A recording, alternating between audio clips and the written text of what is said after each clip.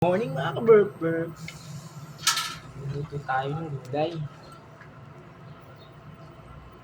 Magis tayo ng bawang. Palabasin natin ang aroma.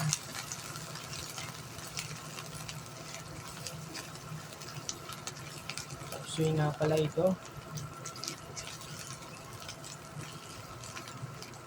Simpleng tapsoy lang ito.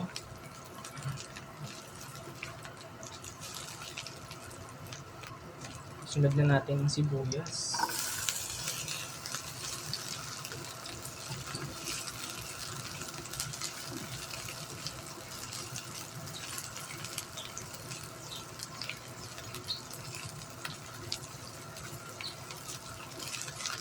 Ang konting bell pepper.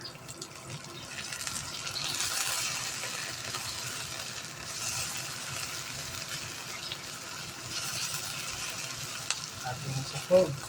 Nokma. Ito lang natin ito.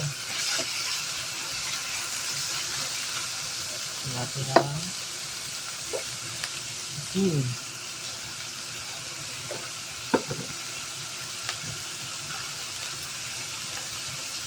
Paminta.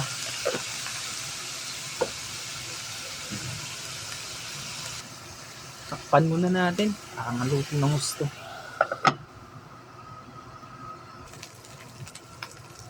Yan, tapos na natin masangkot siya.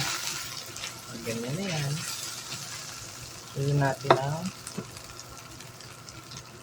matigas na gulay. Hirap muna. Tignan mo naman yung hiwa niya, no? Pang-expert.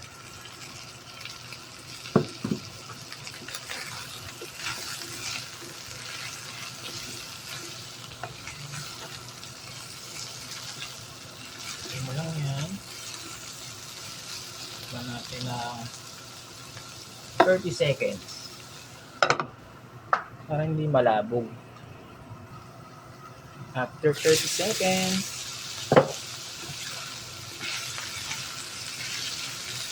lagyan natin baby beans.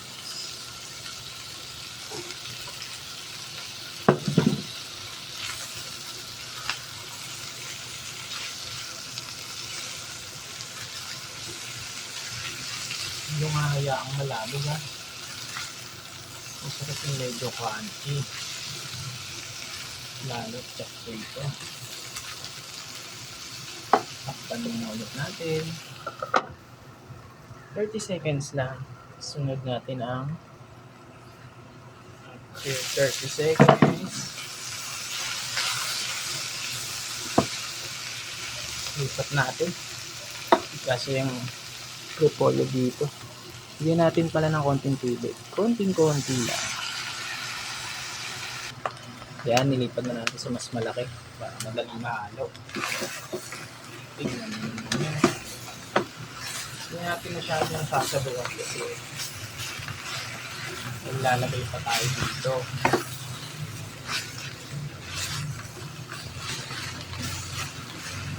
Timpla natin ang asita para dun sa gulay.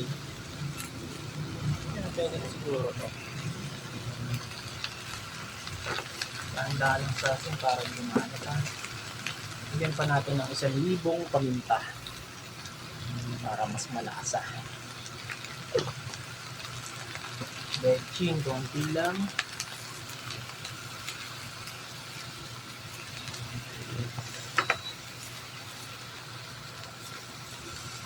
Yun. Tsaka seasoning. Konti lang din.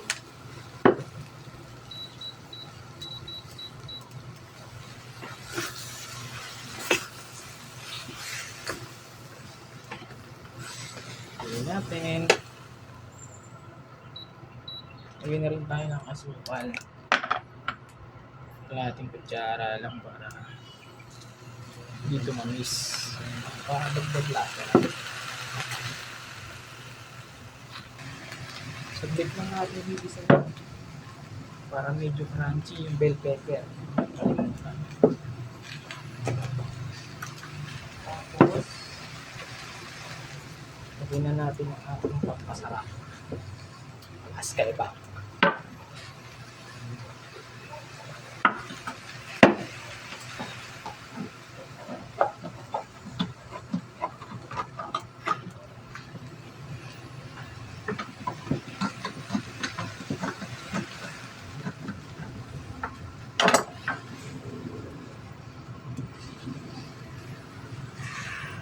Ito ang magpapasarap dyan.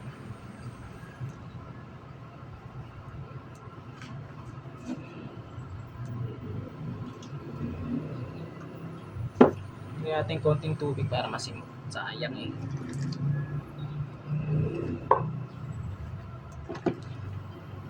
Tingnan mo naman, no? Lagyan natin konting harina para lumapot.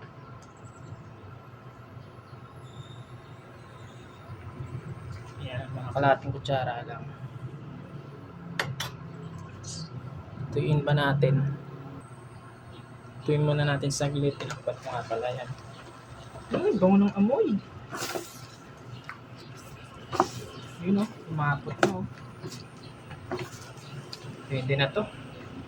Natin kalimutan ng dalawa na ibetlog. Then, pwede na natin mukbangin yan. Thank you for watching. Isang like naman dyan. Tsa! Bye-bye!